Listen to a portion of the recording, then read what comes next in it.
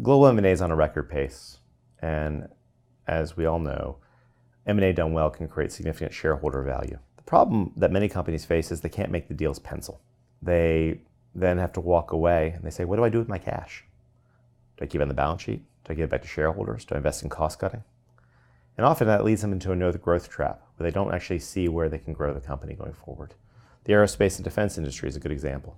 The last 10 years have been great to investors in that sector. For the last few years, the growth industry has really been driven by share buybacks and cost cutting, not growth in M&A. If you can't make a deal pencil, what should you do?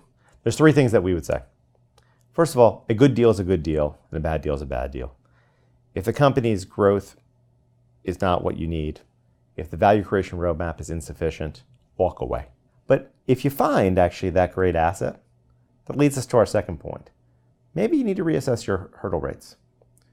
We've seen actually the weighted average cost of capital decline 20% over the last few years. But many CFOs actually haven't taken that into account in their hurdle rates, not only in the interest rates, but let alone in their risk premium. They may believe that interest rates are going to rise in the future. Our research suggests differently.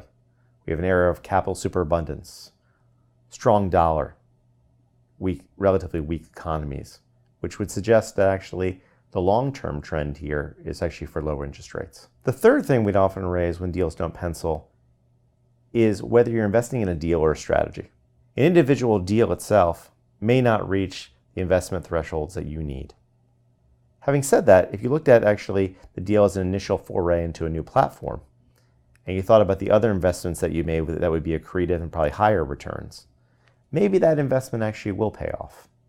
And what we'd say in most cases is making a small bet, not betting the farm, could be an effective approach.